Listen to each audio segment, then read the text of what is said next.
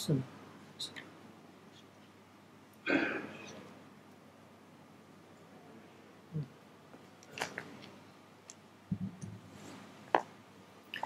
Bismillahirrahmanirrahim.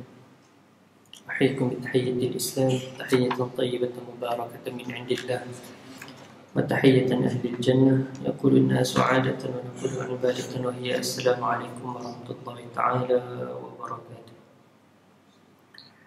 Subhanakallahumma khayra mu'allimin, 'allamta bil qalami al-quruna al-ula, arsalta bit tawrati Musa hadiyan, wa bana al-batul fa'allama al-injila, وفجرت ينبوع البيان محمدا فسقى الحديث وناول تنزيلا أشهد أن لا إله إلا الله وحده لا شريك له أشهد أن محمدا عبده ورسوله حبيبه وصفيه وخليله النبي المصطفى الحبيب المجتبى وعلى آله وصحبه في كل لمحة ونفس على ما وسعه اللهم صل وسلم على نور الأنوار وسر الأسرار والترياك الأغيار ومفتاح باب اليسار سيدنا مولانا محمد المختار وآله الأطهار وأصحابه الأخيار عدد نعم الله وإفضاله اللهم اجعلنا من الذين يستمعون القول فيتبعون أحسنه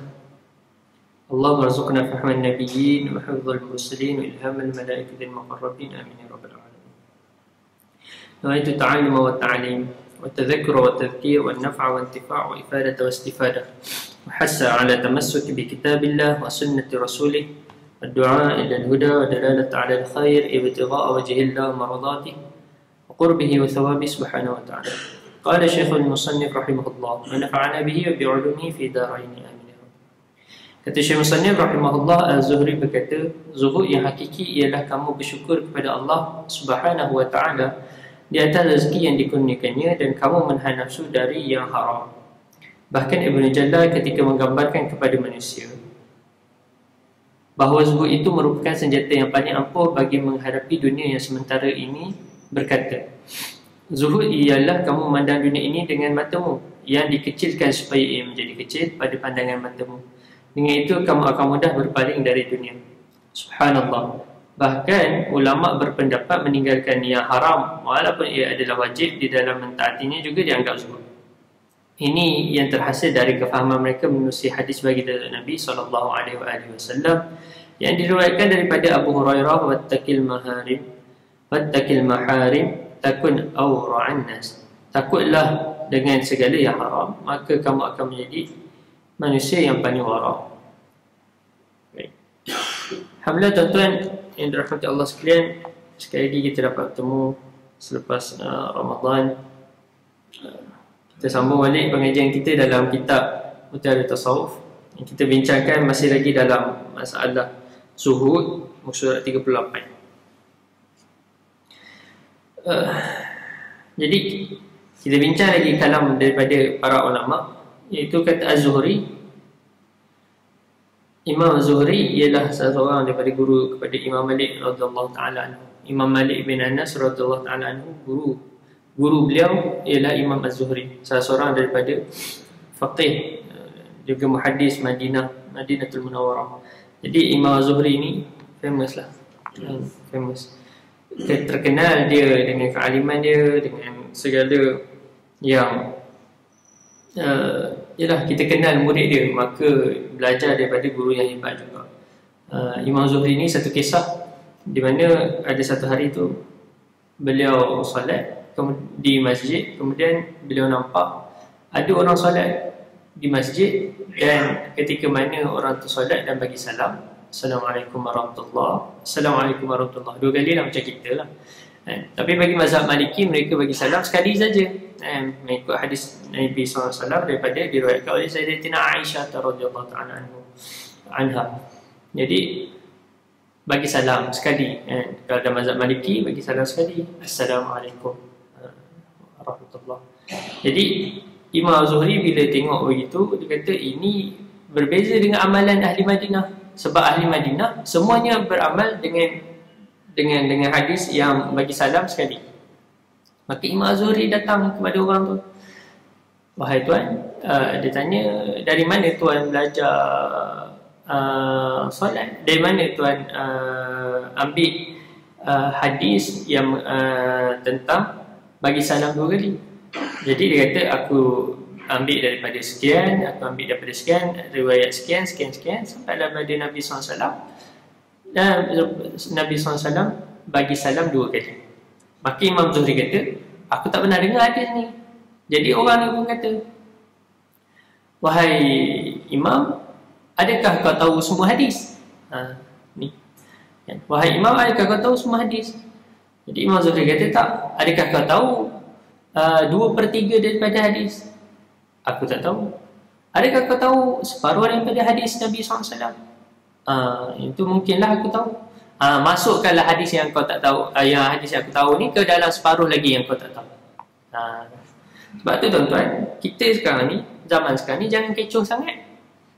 Walaupun kita ada sumber maklumat, betul, kita tak payah susah-susah macam ulama dahulu. Kita boleh cari je dalam Google, tengok dalam laman web. Ada orang dah usahakan, Alhamdulillah. Antara usaha-usaha umat Islam zaman sekarang, masukkan collection hadis Nabi SAW berpuluh ribu dalam internet, mungkin sampai ratusan ribu kan, collection daripada kitab-kitab hadis, bukan kitab kutubus sittah, kutubus tis'ah je, tak, lebih lagi kan, banyak. Dan sekali dengan kitab-kitab takhrij hadis, sekali dengan kitab-kitab rijal hadis, ada dalam internet, kita boleh tengok ada dalam Islam web kalau tak silap saya. Kita boleh cari, kita tulis je keyword hadis tu, dia akan keluar hadisnya, dia akan keluar perawi-perawinya, dia akan keluar rijalnya, dan dia bagi tahu sekali takhrij hadis tu kan, tak ada masalah. Tapi kita katakan bahawasanya, adakah semua hadis yang ada zaman sekarang ni, adakah semua hadis kita jumpa? Itu persoalan. Sebab kita tahu bahawasanya ramai juga dari antara sahabat Nabi SAW yang tak riwayatkan hadis. Yang tahu hadis antaranya Sayyidina Abu Bakar, yang dia duduk dengan Rasulullah kan, sepanjang umur dia lah orang yang pertama masuk Islam kan, antara lelaki pertama masuk Islam. Tapi dia riwayat hadis sangat sikit, dengan adalah sebab-sebab ulama sebut. Jadi boleh jadi ada hadis yang kita tak tahu. Kemudian kita tahu dalam sejarah Islam dengan jelasnya menyebut bahawasanya banyak kitab-kitab yang telah dibuang di dalam sungai Dajlah kan, dalam sungai di Iraq tu, ketika mana Mongol serang Baghdad, banyak kitab dicampakkan dalam sungai untuk dijadikan jambatan untuk kuda-kuda tentera Mongol nak pergi menyerang. Jadi boleh jadi hadis yang kita tak jumpa, seperti mana yang disebutkan banyak orang komen dalam kitab-kitab Imam Ghazali yang kata hadisnya la aslalahu. Mungkin la aslalahu tu ada dalam kitab-kitab yang ada dalam sungai-sungai tersebut. Jadi kita perlu tahan diri kita dahulu kan? Dan kita beradab dengan para ulama zaman dahulu kan? Kita bukan memasukkan dia orang, tak juga. Tapi kita beradab. Sebab itulah Imam Al-Hafiz Al-Iraqi ketika mana dia komen, dia kata, aku tak tahu dari mana asalnya. Bukan kata tak ada asal. Tu beza. Sebab tu kita dalam wording ni kena jaga betul kan? Allah. Jadi itu Imam Az-Zuhri. Jadi Imam Az-Zuhri kata, dia kata zuhud yang hakiki ialah kamu bersyukur kepada Allah di atas rezeki yang dikurniakannya, dan kamu menahan nafsu daripada yang haram. Jadi kita dah sebut dah, ada zuhud yang wajib dan ada zuhud yang sunat. Kita dah sebut. Zuhud wajib ialah kita meninggalkan perkara yang haram. Itu wajib. Okay? Itu wajib. Dan itu pun dikira zuhud. Kan? Zuhud kalau kita terjemah dalam bahasa, saya tak tahu nak terjemah bahasa Melayu. Kalau bahasa Inggeris, kata Syekhuna Syekh Hamzah Yusuf, dia kata bahawasanya zuhud ni ialah detachment. Sini orang-orang berpendidikan kan, jadi detachment tuan-tuan. Okay. Detach. Jadi kita detach hati kita daripada dunia, bukannya daripada tangan kita. Jadi walaupun dia ada di tangan kita, tapi sebab dia dah tak ada kat hati kita, jadi ada tak ada sama je kan. Kalau hilang pun ya hilang lah. Ada alhamdulillah, tak ada masalah bagi kita kan. Ada tak ada tu bagi kita tak ada masalah. Sebab itulah dunia makin datang. Hukum dunia ni ialah lagi kita kejar, lagi dia lari, lagi kita tinggal, lagi dia datang kan. Lagi kita tinggal, lagi dia datang. Baik. Bahkan Ibn Jalal ketika menggambarkan kepada manusia bahawa zuhud itu merupakan senjata yang paling ampuh bagi menghadapi dunia yang sementara ini, berkata zuhud ialah kamu memandang dunia. Ini kaedah lah, ini method kan? Kaedah ulama macam mana kita nak jadi zuhud. Jadi dia katakan, pandang dunia ni dengan matamu yang kecil, yang dikecilkan supaya ia menjadi kecil pada pandangan matamu. Dengan itu kamu akan mudah berpaling dari dunia. Pandang dunia tengok kecil, kan? Pandang dunia kecil je dunia ni. Jadi sebab tu tuan-tuan, kita ni sebenarnya perspektif lah, kan? Ni semua kita punya, bagaimana kita tengok dunia ni, kan? Sebab tu ada kawan saya, dia bagi satu analogi kepada saya, satu benda yang sangat cantik dulu dia bagi, yang mana mungkin kita boleh buat, kita tengok, kita boleh muhasabah, kan? Contohlah kita ada kereta, kan? Saya tengok tadi datang-datang, oh kereta mahal-mahal tuan-tuan ni, kan? Ada BMW, ada Mercedes, ada Ferrari ada, saya tak pasal lah, kan? Audi, semua apalah, macam-macam. Jadi tak apalah tuan-tuan, tak ada masalah, kan? Allah Ta'ala bagi rezeki kepada kita, tak ada masalah. Tapi cuba kita, macam mana kita nak tengok bahawasanya dunia ni tak ada apa pun. Kita tengok dari jauh sekarang, kan? Cuba kita pandang keluar, kita tengok cantik kereta ni, kan? Belakang kita tu ada BMW ke apa, kan? Tepi tu ada Mercedes. Kita tengok, cantik Mercedes ni. Cuba kita datang dekat sikit, tengok cantik lagi. Cuba kita datang dekat lagi, cantik lagi. Cuba kita tengok betul-betul mata kita dekat pintu tu, pintu kereta tu. Apa ada? Oh, ada pintu lah, kan? Pintu tu dari apa? Dari besi. Cuba kita tengok di sebalik coating dia tu, di sebalik dia punya cat dia tu, ada apa? Ada besi buruk. Yelah, tak buruk lah Mercedes, kan? Tapi besi sama je macam besi yang tuan-tuan tengok dekat kipas ni. Mungkin lainlah material, tapi besi juga. Apa beza? Kalau kita tengok molekul dia, samalah molekul dia ni dengan molekul kat pintu tuan-tuan. Kenapa tuan-tuan tak impress tengok benda ni daripada tuan-tuan tengok kereta Mercedes, daripada tuan-tuan tengok kereta BMW? Sama je. Jadi dunia ni tak ada apa. Kita nak bangga apa? Ni satu benda yang kita nak. Yelah, kita apa je yang kita nak banggakan pada dunia. Sebab itulah dunia ni memang tempat yang menipu, kan? Nampak cantik, kan? Cuba kita tengok hakikat sebenarnya sama je macam besi buruk pun molekul dia iron, yang ni pun molekul iron juga. Jadi apa beza kereta kita dengan kereta yang buruk? Tak ada beza, kan? Baik. Jadi lihat mata kita, macam mana kita nak zuhud. Dia lihat dunia ni kecil je. Kan macam ada orang setengah share, kan? Saya dulu rasa, dulu lagi orang share. Kita ni kat bumi, tunjuklah kita ni ada dekat kita punya orbit kita, kan? Planet-planet yang ada sekitar matahari lah yang paling besar.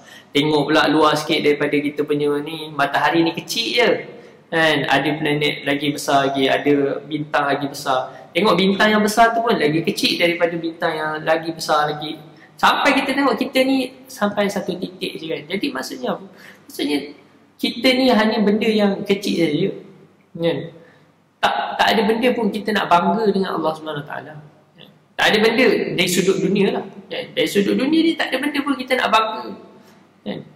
Jadi Allah, tak ada apa untuk kita ambil daripada dunia ni. Subhanallah, bahkan ulama berpendapat meninggalkan yang haram walaupun ia adalah kewajipan dalam mentaatinya juga dianggap zuhud.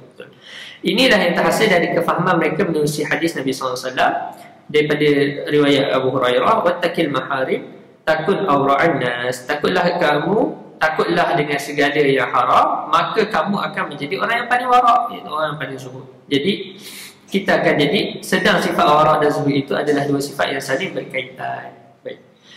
Menerusi definisi yang dinyatakan oleh para ulama berdasarkan kefahaman mereka terhadap firman Allah Subhanahu Wa Taala dan hadis Nabi Sallallahu Alaihi Wasallam yang mulia tersebut, Islam telah menggambarkan bahawa zuhud yang sebenar ialah meninggalkan yang haram serta dunia secara berlebihan, kerana ia pasti ditinggalkan serta menumpukan akhirat, kerana itulah perkampungan yang lebih baik dan lebih kekal. Jadi itu realiti, tuan-tuan. Jadi kita bukan maksud kita dah ulang banyak kali bahawasanya bukan jadi zuhud ni bukan dengan sebab kita duduk kat session 13 duduk kat masjid yang cantik, duduk kat rumah cantik, kita tak boleh jadi zuhud dah.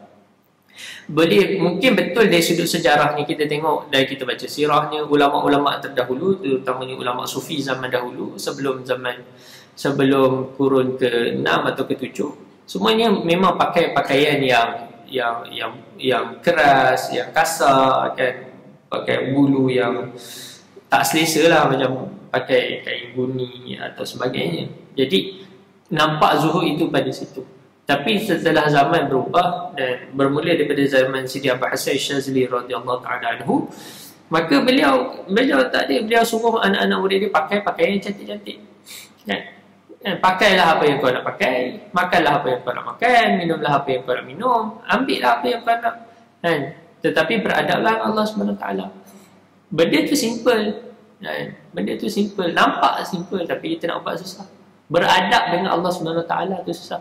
Sebab itulah kalau orang kata nampak macam tak beramal je tarikat Syazuliyah ni kan, bawah Imam Hasan Syazuli ni nampak relax je. Kalau kita tengok tarikat-tarikat lain kan, oh zikir macam nak apa kan, zikir beribu-ribu. Tengok tarikat Syazuliyah ni kenapa macam tak ada apa pun, macam tak beramal je kan. Sebab point dia bukan, yelah betul lah kita kena cultivate dengan amal kita, tapi amal kita dengan adab. Jadi yang pertama sekali kita nak apa? Kita hidup dengan adab kepada Allah SWT. Jadi tu point dia. Dan adab yang paling tinggi ialah ambil apa yang Allah Ta'ala suruh dan tinggal apa yang Allah Ta'ala larang. Yang itulah taqwa. Kan ulama sebut bahawasanya taqwa ialah buat apa yang Allah Ta'ala suruh dan tinggal apa yang Allah Ta'ala larang. Fi sirri wa alaniyah, pada ketika seorang-seorang ataupun pada ketika ramai. Seorang pun kita macam ni, ramai orang pun kita macam tu lah. Kan? Kalau seorang kalau ketika ramai pun kita boleh tinggal maksiat, ketika seorang pun kita tinggal maksiat. Kalau ketika ramai pun kita zikir, ketika mana kita seorang pun kita akan berzikir. Jadi taqwa tu di situ.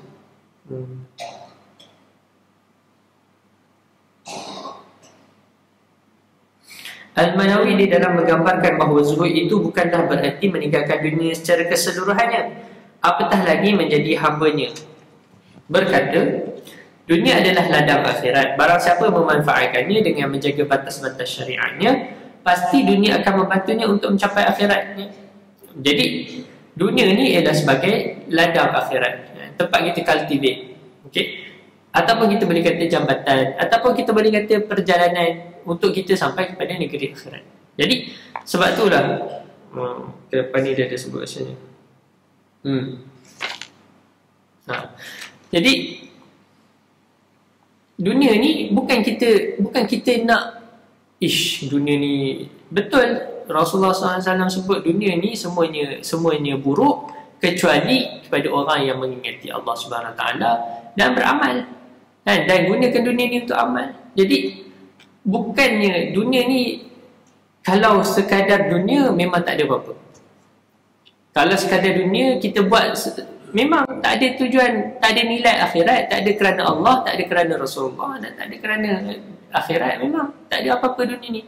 Makan pun tak ada apa, minum pun tak ada apa, tidur pun tak ada apa, berjalan pun tak ada apa, tak ada satu nilai sikit pun di sisi Allah SWT. Tapi kalau dah dengan berjalan tu kita berzikir, kita ingat Allah, nampak Allah pada ciptaan-ciptaan Allah, jadi kita akan memberi manfaat kepada diri kita. Jadi dunia ini yang kita sebut sebagai jambatan atau ladang kepada akhirat. Adapun dunia semata-mata memang orang cuba latih untuk tinggal sebab kebiasaannya orang nampak dunia dengan pandangan duniawi, tak nampak dengan pandangan akhirat. Sebab itulah kita perlu kadang-kadang untuk kita panggil apa, retreat, ataupun dalam bahasa tasawufnya khalwah kan. Kita kena ada khalwah kan? Kita kena separate diri kita ni daripada dunia. Tengok macam mana susahnya kita nak tinggal dunia. Betul tuan-tuan, kalau kita nak tahu, at least lah kita nak test diri kita ni Adakah kita bersedia untuk mati ataupun tidak kan? Maksudnya untuk kita separate daripada dunia ni. Cuba tuan-tuan duduk dalam satu bilik yang kosong. Tak ada apalah kan? Bilik kosong. Ataupun kita bilik yang gelap lah, kita tutup lampu kan? Dan kita tak buat apa-apa. Jangan bawa handset. Bawa handset tak jadilah kan? Test diri kita. Boleh tak kita duduk saja, tak buat apa-apa. Tak zikir, tak payah apa buat. Tak payah zikir, tak payah apa. Duduk dalam bilik yang kosong tu, duduk je. Tengok berapa lama kita boleh tahan. Tak payah cakap apa, tak payah fikir apa. Berapa lama kita boleh tahan. Duduk saja. Ni kalau tak lama, maksudnya memang kita kalau tidur lain cerita lah kan? Ni maksudnya duduk. Boleh tak kita tahan tak duduk 3 jam duduk? Ayat ni latihan. Kita nak tengok kita ni boleh tak berpisah dengan dunia. Masalahnya kita tak boleh setiap 1 minit nak tengok WhatsApp, lagi nak tengok Telegram, lepas tu WeChat, lepas tu apa lagi? Facebook pula, lupa nak update pagi tadi. Lepas tu Instagram ni nak tangkap gambar, lagi breakfast, nasi goreng. Jadi macam-macam. Kita memang susah nak berpisah dengan dunia. Sebab tu kita kena latih diri kita kan. Patutnya waktu bulan Ramadan itu kita kena tinggalkan adalah kurang-kurangkan banyak benda. Kurangkan kita punya diri dengan internet, kurangkan diri kita dengan TV. Tak apalah kan. Dan ini kita adalah masa lagi nak terbiah diri kita, insya-Allah. Moga Allah Taala bagi umur. Rasulullah SAW dan Abu Bakar. Sayyidina Rasulullah SAW adalah tauladan yang paling sempurna di dalam semua yang kita fikirkan. Bahkan kezuhudan baginda terhadap dunia yang fana ini telah menghasilkan buah-buah tarbiyah yang manis bagi pencinta sunnahnya. Tahukah kita bahawa baginda pernah tidak menemukan sepotong roti dan kurma pun sehingga melebihi 3 hari. Sedang kita menyimpan-nyimpan untuk memenuhi perut yang tidak pernah puas. Demi Allah, baginda tidak pernah menyimpan makanan di rumahnya kecuali baginda lebih suka jika ia telah memasuki perut fuqara dan masakin. Jadi ini Rasulullah SAW. Kita antara perkara yang kita terlupa kan, Rasulullah SAW ialah orang, Rasulullah support homeless kan, orang yang tak ada rumah, gelandangan ni setiap hari at least 70 orang lebih kan. Siapa? Ahli sufah. Ahli sufah ni bahasa kita sekarang kita kata homeless lah. Sebab dia duduk di bawah naungan Nabi SAW, di bawah jagaan Nabi SAW. Rasulullah yang bagi dia makan, Rasulullah yang bagi dia minum. Kalau dia orang tak makan dan dia orang tak minum, Rasulullah dulu yang tak makan dan tak minum kan. Pernah satu ketika ada salah seorang daripada ahli sufah, dia lapar sampai dah tak boleh nak bangun. Lapar sampai dah tak boleh nak bangun. Tanya Rasulullah kamu dah tak boleh nak bangun ni, lapar ni. Rasulullah kata, kalau ada makanan dalam rumah aku, korang dulu aku bagi. Rasulullah bagi dulu. Jadi kalau Rasulullah tak ada makan 3 hari, maksudnya apa? Maksudnya yang sahabat-sahabat tu baru tak makan 2 hari atau sehari. Sebab Rasulullah memang tak makan. Sebelum dia bagi support kepada orang. Ni. Jadi Rasulullah memang tak pernah simpan makanan lah. Rasulullah memang tak simpan makanan. Kita macam mana? Kita tak ada masalah. Kita macam berapa banyak kita kalau nak latih diri kita tu tak? Ni nak latih diri kita untuk zuhud. Ambil mana yang kita perlu saja. Lebih tu kita bagi kat orang. Okay. Ambil yang mana kita perlu saja. Yang lebih kita bagi kat orang. Masalah kita ni kita punya simpanan sebulan kan. Yelah time tu lah pun kita nak pergi. Tapi tuan-tuan dekat dengan Giant. Depan ni Giant kan. Dekat Giant, Tesco, so tak apalah kan. Ambil, beli. Yelah leceh lah kita tiap hari kita nak pergi kedai pula kan. Tapi ambil yang sekadar keperluan. Nak latih diri kita. Maksudnya gaji kita RM50,000, kita punya keperluan RM40,000. Yang lebih tu okey lah, tak apalah, simpanan kan, emergency berapa, RM5,000. RM5,000 lagi sedekah kan. Ni contoh. Tuan-tuan buatlah calculation tuan-tuan sendiri. Jangan kata saya suruh bagi RM5,000 kat masjid ni. Kalau nak bagi pun tak apa, tak ada masalah. Bagi kat saya pun lagi bagus. Jadi Rasulullah tak makan 3 hari. Sedang kita menyimpan-nyimpan. Baik. Lihatlah di rumah baginda SAW. Sebab itulah Imam Sa'id bin Musayyib ketika mana dia menangis ketika mana teringatkan rumah Rasulullah SAW. Dia kata, rumah orang sekarang ni dah tak macam tak ikut rumah Nabi SAW. Itu zaman tabi'in, lagi dia dah rasa lain. Sebab ketika itu zaman Islam dah memerintah, Islam dah tersebar luas. Jadi ketika itu Islam dah kaya. Jadi ketika itu zaman sahabat dan tabi'in pun dah tak macam zaman Rasulullah SAW. Apatah lagi kita. Sebab itulah Syekh Hamzah Yusof kata, makanan kita sekarang ni dah lebih daripada raja-raja dahulu, zaman dahulu. Kita makan satu, kita punya meal pun dah lebih daripada raja-raja dahulu. Allah. Dari rumah yang hanya diperbuat dari debu-debu tanah itu, betapa kemuliaan baginda SAW sungguh terselah. Ketika di pembaringan, baginda tidur di antara dua dinding, yang mana kepalanya yang mulia menyentuh satu dinding tembok, sedang kedua kakinya menyentuh tembok dinding yang lain. Baginda hidup sebagai seorang hambanya yang zuhud, walaupun baginda ditawarkan untuk memiliki khazanah langit dan bumi. Ada silap tu. Bahkan Ibnu Mas'ud radhiyallahu ta'ala anhu pernah menawarkan untuk membuat satu tilam bagi menggantikan tikar yang memberi bekas pada belakang Rasulullah SAW setiap kali baginda berbaring. Namun baginda menolaknya sambil memperingatkan para sahabat terhadap akhirat yang lebih kekal. Jadi ini Rasulullah nak ajar. Rasulullah memang diberi pilihan. Rasulullah boleh jadi macam Nabi Sulaiman. Kita kata Rasulullah kenapa tak nak jadi macam Nabi Sulaiman? Rasulullah boleh jadi. Tapi Rasulullah nak supaya umat dia, sebab dia untuk umat dia rasa lebih dekat dengan dia. Sebab ramai umat dia masakin, miskin. Kan, berapa ramai orang yang kaya seluruh dunia di kalangan umat Islam. Tak ramai. Ada yang memang outstanding, banyak harta. Kan, macam raja-raja Saudi Arab. Tapi kebanyakannya yang miskin. Kan, kebanyakannya du'afa, masakin. Jadi Rasulullah nak rasa supaya kita boleh beramal dengan Rasulullah SAW. Kalau kaya, Rasulullah pernah jadi kaya, dan Rasulullah ajar macam mana orang yang kaya perlu beramal dengan sedekah, dengan sebagainya. Dan orang miskin macam nak beramal, ya beramal dengan Rasulullah, sebab seluruh kehidupan Rasulullah dalam keadaan miskin. Begitu juga dengan Amirul Mukminin Sayyidina Abu Bakar radhiyallahu anhu. Tidakkah kita melihat kepada kepribadiannya? Lihatlah pada pakaiannya. Beliau hanya mempunyai pakaian tidak lebih dari 3 helai yang harganya menurut Ibnu Umar boleh jadi sama kadarnya dengan harga satu baju besi. Saya tak tahulah harga baju besi berapa zaman tu, wallahu alam. Tapi maksudnya 3 helai baju dia harga sama dengan baju besi. Lihatlah bagaimana akhirat telah memenuhi hatinya, sehingga dunia yang telah menyungkurkan penciptanya ini hanyalah tidak lebih dari debu-debu yang berterbangan di sisinya. Ya benar, Amirul Mukminin yang zuhud ini telah menjual dunianya semata untuk akhirat yang lebih kekal. Dr. Aiz Abdullah Al-Qarni telah menukilkan sifat zuhud Amirul Mukminin Sayyidina Abu Bakar radhiyallahu anhu. Lihatlah bagaimana ketika para sahabat membawa jubah usam dan seekor keldan tunggangannya kepada pewaris khalifah kedua, iaitu Umar Al-Khattab. Di saat Sayyidina Umar menerima wasiat itu, menangislah Umar sehingga membasahi janggutnya. Betapa kezuhudan Abu Bakar benar-benar menyentuh hatinya, walaupun khalifah pertama itu mampu memiliki khazanah negara jika dia inginkan. Namun dia telah mengisi hati dengan akhirat yang kekal sehingga dunia tiada lagi tempat di hatinya.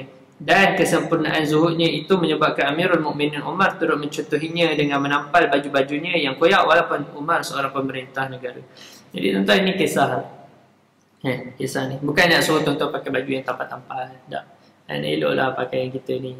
Rosak tu kalau kita mampu, belilah baru, tak ada masalah. Cuma nak sebut bahawasanya para sahabat Nabi SAW zaman dahulu kan, betapa tak nampaklah dunia ni. Cukuplah apa yang kita pakai ni kan, cukuplah apa yang ada, Allah Ta'ala dah bagi kan. Dah rosak tu dia pun belilah. Tapi dah ini pun boleh pakai, buat apa nak pakai baju. Kita masalahnya tiap-tiap kali raya kita ada baju baru. Saya kata tuan-tuan lah, saya pun sama kan. Tapi kalau kita baju kita elok lagi, kenapa kita nak pakai? Last kita tak pakai pun kan. Sama lah orang perempuan pun tiap-tiap hari pening kepala nak pakai baju apa. Padahal berlambak baju dia 3 almari. Kita punya almari pun dia ambil lagi tempat. Tapi pun tak tahu tiap-tiap hari nak pakai baju apa. Sebab tu kita lagi senang baju sikit daripada baju banyak. Masalah baju banyak kita pun confused. Ni dah pakai belum ni, minggu lepas lagi orang kata aku pakai baju berulang pula. Laki senang tuan-tuan, baju kita semua sama, warna pun sama je. Tiap-tiap hari pun putih. Jadi tak ada masalah lah. Kan kita zuhud, alhamdulillah. Subhanallah, inilah kesempurnaan zuhud, kesempurnaan yang hanya mampu diucapai oleh mata hati yang sentiasa muraqabah terhadap penciptanya. Yang akan terbentuk apabila insan melihat dunia dengan pandangan hakiki. Ya, hakikinya dunia ni tak ada apa. Kezuhudan Salman Al-Farisi. Jadi, ini kisah Salman Al-Farisi pula. Sayyidina Salman Al-Farisi merupakan sahabat besar yang tercatat dalam sejarah kezuhudan manusia pilihan Allah SWT. Siapa Salman itu? Rasulullah Ta'ala sebut Salman minna Ahlul Bait. Salman ni daripada kalangan Ahlul Bait. Rasulullah kata, sebab apa? Sebab orang yang hebat, Rasulullah sayang sangat kepada Sayyidina Salman ni. Jadi kita patut baca sirah kisah Sayyidina Salman ni kan, macam mana dia masuk Islam semua. Elok tuan-tuan baca. Gubernur Kufah ini telah menghairankan manusia yang menziarahinya pada hari-hari terakhirnya di dunia ini dengan tangisannya. Ketika ditanya mengapa beliau menangis, Salman menjawab, sesungguhnya aku teringat kepada sabda kekasihku Nabi SAW. Liyakun zadu ahadikum minad dunya kazadir rakibi. Hendaklah kamu mengambil bekalan dari dunia ini seperti bekalan orang-orang yang bermusafir. Riwayat Ahmad dan Ibnu Hibban. Selepas mengucapkan sabda Rasulullah SAW yang mulia ini, Salman menyambung kepada ucapannya, sedang kita telah mengambil seluruh dunia ini beserta isinya. Jadi Salman kata, Rasulullah SAW sebut, ambil dunia ni seperti bekalan orang-orang musafir. Tuan-tuan, kita nak balik kampung kan? Kita nak balik kampung, hari itulah raya itu, kita bawa satu rumah ke? Tidak, kita bawa apa je?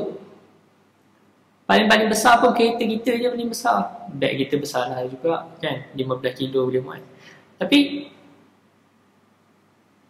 kita bawa satu rumah ke? Tak. Bawa tong gas tuan-tuan? Tak bawa. Apa kita bawa? Bawa tilam dolo pilu tuan-tuan tu? Tak bawa. Apa kita bawa? Kita bawa beg, kita bawa makanan sikit sebanyak nak bagi sampai ke destinasi. Begitulah kita patutnya duduk dalam dunia ni. Begitulah kita. Bukan maksudnya hidup dunia ni tidur dalam kereta. Tak, bukan tu maksudnya. Maksudnya apa? Maksudnya ya, apa keperluan kita saja cukuplah. Apa keperluan kita? Bawa itu cukuplah. Sebab setiap apa yang kita, Sayyidina Salman sebut, setiap apa yang kita ada akan ditanya. Kita cuba tengok kisah tu selanjutnya. Dalam keharanan, penduduk Kufah bertanya, setelah melihat tiada satu pun dari dunia ini dimiliki oleh gubernur seperti Salman kecuali 1. Sebatang tongkat untuk berjalan, 2. Sehelai kain serban yang besar untuk hamparan bagi tetamu dan untuk kegunaan ketika menghakimi, 3. Sebiji cawan besar untuk minum, berwuduk dan keperluan harian. 3 barang je. 3 barang. Tapi dia kata apa? Sedang kita telah mengambil seluruh dunia beserta isinya. Tanya mereka, wahai gubernur, sesungguhnya kami tidak melihat apa-apa dunia pun darimu kecuali keperluan terhadap 3 benda ini sahaja. 3 benda je. Tongkat, cawan dan juga kain serban. Jadi Salman kata apa? Sambil memandang Salman menjawab, itulah yang aku fikirkan.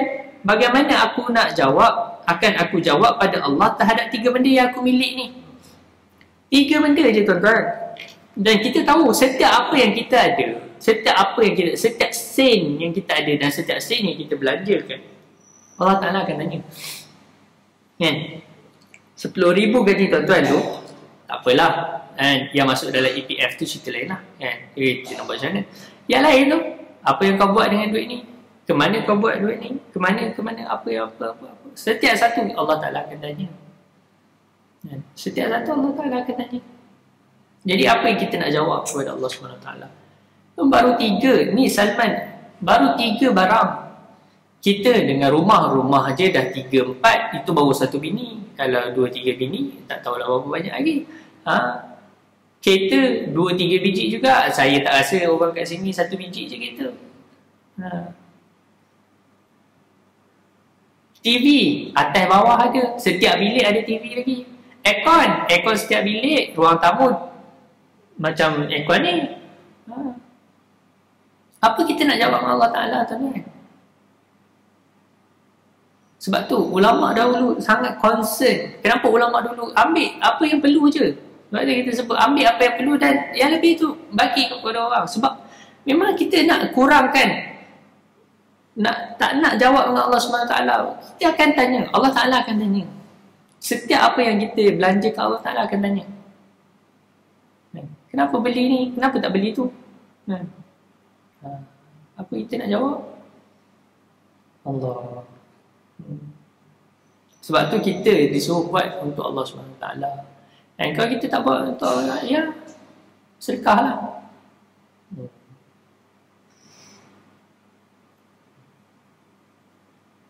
Subhanallah. Inilah kezuhudan Salman. Kezuhudan yang telah mencabar para pemimpin untuk mencontohinya dalam meniti dunia yang akan ditinggalkan ini. Benarlah kata hukama, iza aradallah bi'abdin khairan faqahahu fid din wa zahhada fi dunya wa basarahu bi'uyubin nafsi. Apabila Allah mengkehendaki hamba-hambanya menjadi orang yang baik, maka dia menjadikan hamba itu sebagai orang yang memahami agama. Jadi bukan ulama sebut bila faqahu fiddin bukan semestinya alim fiqh. Tak. Faqahu fiddin maksudnya kita tahu apa kita nak beramal, apa yang kita nak buat, dan kita faham tentang agama ni. Kita tahu kehidupan kita ni untuk apa, dan kita beramal terhadap matlamat kita, iaitu kita akhirat. Kan? Kita beramal untuk hari esok. Kan? Man dana nafsahu wa amila bima ba'dal maut. Kan? Al-kayyisu, kan? Orang yang cerdik, man dana nafsahu wa amila bima ba'dal maut. Yang mendisiplinkan diri dia daripada nafsu dia, yang kekal diri daripada nafsu dia, disiplinkan diri dia untuk beramal dan tinggal maksiat. Wa amila bima ba'dal maut, dan beramal untuk akhirat. Itu orang yang cerdik, kata Rasulullah SAW. Wal ajizu man atba'u hawahu wa tamanna 'ala Allah hal amani. Kan? Orang yang bodoh, kan? Wal ajizu, atau dalam riwayat ini wal amhaku, orang yang tolol ialah orang yang berangan-angan, kan? Berangan-angan terhadap Allah SWT, sedangkan dia tak beramal. Dia anggap Allah Ta'ala ni maha pengampun, tapi dia tak bertaubat. Kan? Dia tak bertaubat dan dia tak cuba diri dia untuk meninggalkan. Kita tuan-tuan, ya betul, kita memang ini peperangan yang orang ramai tak perasan. Kita memang berperang dengan diri kita, dan peperangan ini sampai kita mati. Selagi kita tak dapat menguasai diri kita daripada nafsu menguasai, maka selagi itu kita sentiasa berperang dengan nafsu amarah bisu, kan? Nafsu yang mengajak kepada keburukan. Kita memang sentiasa berperang. Dan kebanyakan manusia, dia tak berperang pun, dia ikut je nafsu. Kan? Sebab itulah kita sebut nafsu ni ada 3 tingkatan. Paling ringkas lah, kan? Nafsu ada 3 tingkatan. Nafsu amarah yang memang kerja nak buat jahat je. Yang kedua nafsu lawamah. Dan yang ketiga nafsu mutmainnah yang memang dah tenang. Lawamah ni apa? Nafsu lawamah ialah nafsu yang sentiasa berperang. Sentiasa berperang. Buat keburukan, insaf, astagfirullah, kenapa aku buat buruk ni? Taubat. Tapi terjatuh balik. Jadi dia sentiasa berperang dengan diri dia. Berperang dengan nafsu dia. At least kita dalam nafsu lawamah ni jangan amarah. Tak apalah. Kan? Nak buat macam mana, aku ni insan yang lemah, buat maksiat. Kan? Ni orang yang wa tamanna 'ala Allahil amani. Jadi tak betul. Kita at least berperang. Kita berperang, tuan-tuan. Memang hidup ni hidup berperang dengan nafsu. Kan? Memang berperang dengan nafsu. Sentiasa kita berperang dengan nafsu. Kita kena perang dengan nafsu kita ni. Kan? Kita rasa kita dah datang masjid ni dah okey dah, nafsu kita baik. Sabar dulu. Tengok lagi benda-benda lain. Berapa banyak lagi kita ni. Berapa banyak lagi yang kita masih lagi ikut nafsu itu. Sebab itulah. Tapi jangan despair, tuan-tuan. Jangan kecewa, jangan ni, kan? Kita sentiasa terus. Dan sebab tu ada satu kisah, kan, kita Syekh Abdullah bin Bayyah radhiyallahu anhu. Syekh Abdullah bin Bayyah satu hari dia dekat airport, dia duduk. Ingat kisah ni dikisahkan oleh Syekh Hamzah Yusof. Time tu dia duduk dengan Syekh Abdullah bin Bayyah. Syekh Abdullah bin Bayyah ni ulama besar, tuan-tuan, kan? Antara mujtahid zaman ni, orang Mauritania. Sekarang duduk mengajar di King Saud University di Mekah. King Saud University Mekah saja.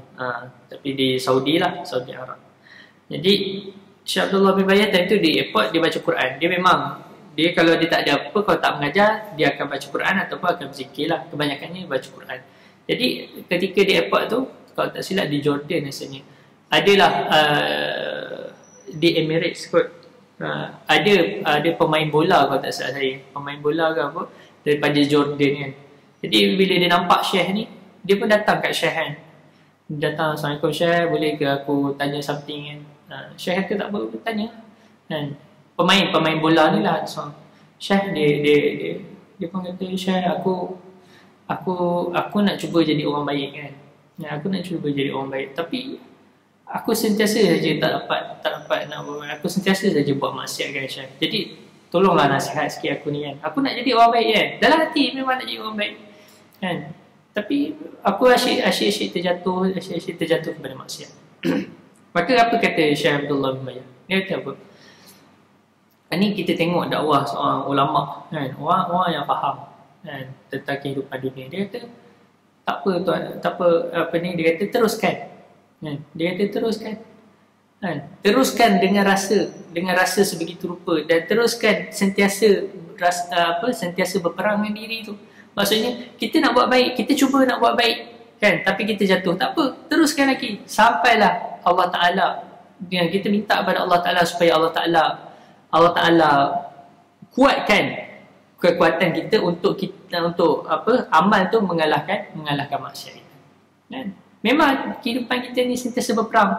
Bayangkan seorang ulama besar di zaman tabi'in. Saya tak ingat nama dia. Siapa? Allah, tak ingat nama. Tapi zaman tabi'in kan, zaman tabi'in atau zaman tabi'in. Dia kata apa? Bahawasanya aku ni berlawan dengan nafsu aku selama 40 tahun. Barulah nafsu aku nak dengar cakap aku.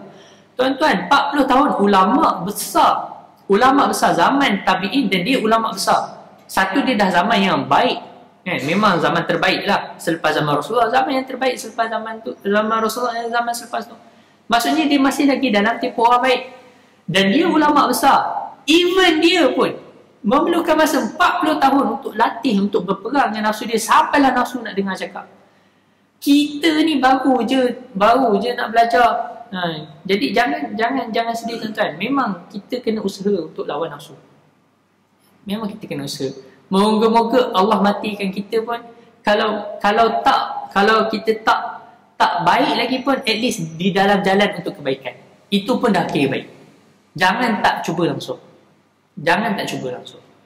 Ini baik. Jangan tak cuba langsung. Baik. Maka dia menjadikan hamba itu sebagai orang yang memahami agama, zuhud terhadap dunia, dan menjadikan dia menyedari terhadap aib-aib dirinya. Ini kita tengok orang yang betul kan, orang yang betul nafsu dia pada peringkat permulaan, dia tak nampak aib orang lain, nampak aib diri sendiri. Dia tak nampak aib orang lain. Bahkan kalau dia nampak aib orang lain, dia nampak aib diri dia sendiri. Sebab memang Allah Ta'ala jadikan dunia ni, Allah Ta'ala jadikan manusia ni untuk cermin manusia yang lain. Sebab tu kalau kita nampak, minta maaf, saya tak kisah politik ke apa, saya nantaklah tuan-tuan PAS atau UMNO, saya tak kisah, saya tak ada masalah. Tapi kita nampak pemerintah kita, memang semua pemerintah dalam dunia ni, bukanlah semua, majoriti pemerintah dalam dunia, semua orang yang jahat. Semua orang jahat. Ni memang daripada zaman dulu lagi. Dari zaman dahulu lagi. Even Khalifah Harun al-Rashid sendiri, Imam Sufyan bin Thawri kata, kau ni orang jahat kan? Kau orang yang zalim. Macam-macam lah kan. Takkanlah Harun al-Rashid tu jahat, pada kita dia tu baik dah, habis baik dah. Dengan standard zaman dia tu, dia dah kira bagi Imam Harun al-Rashid dah tak bagus dah.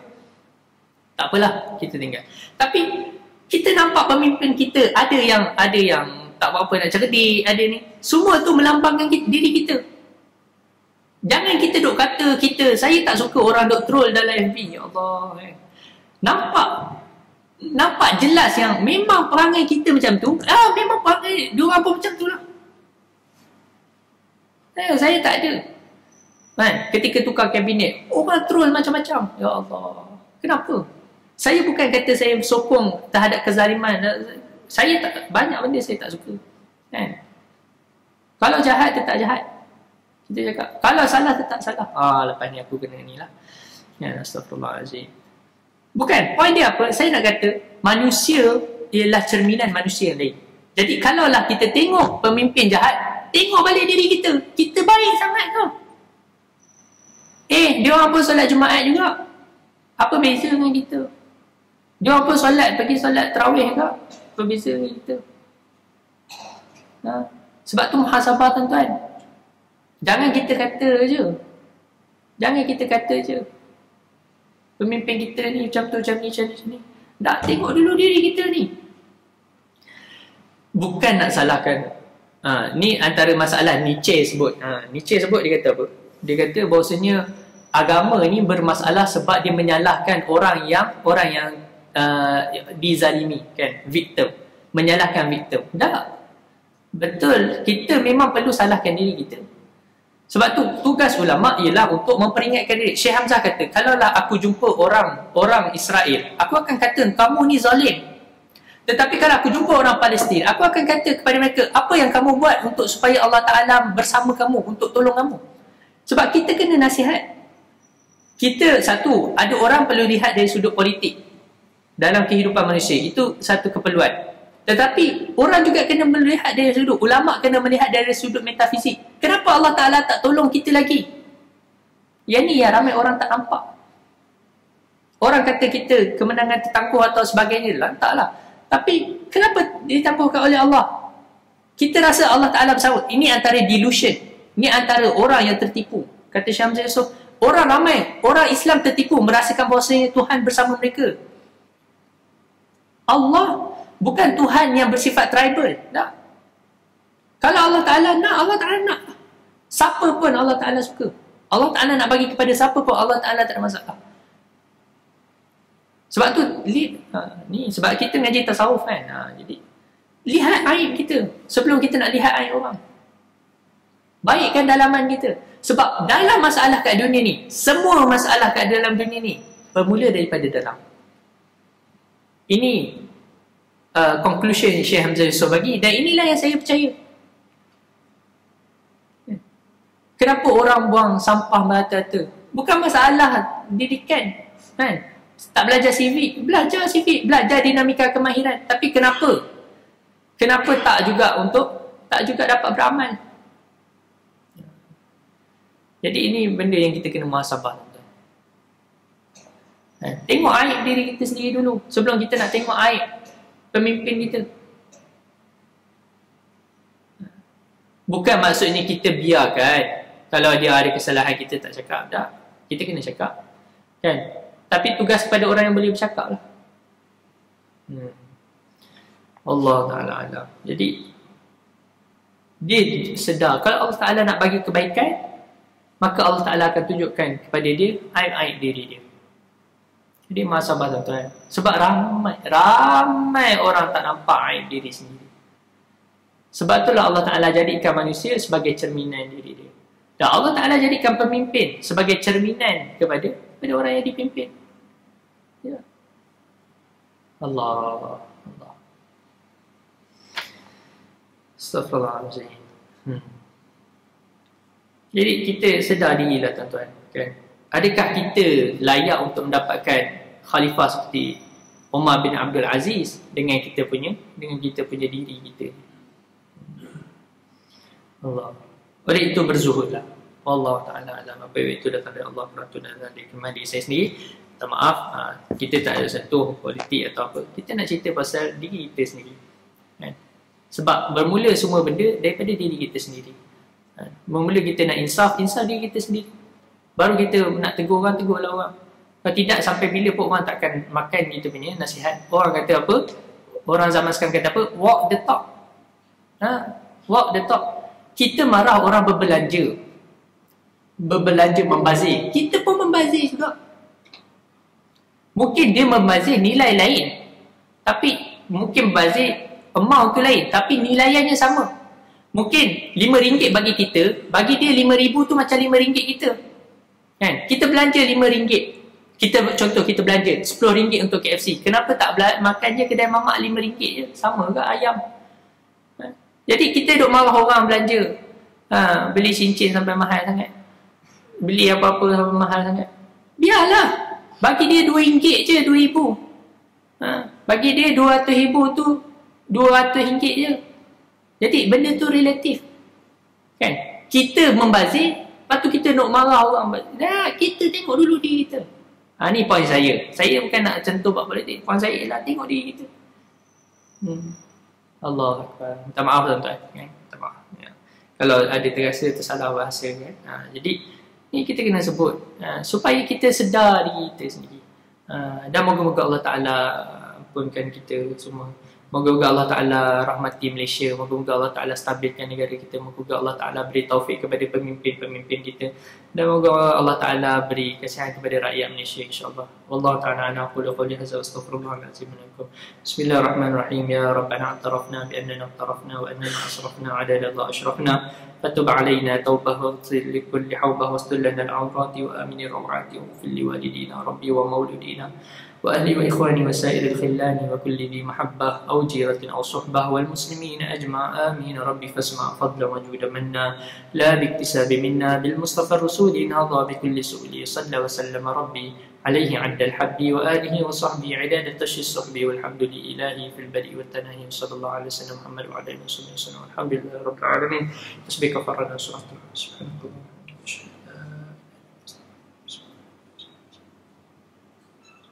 Assalamualaikum warahmatullahi wabarakatuh.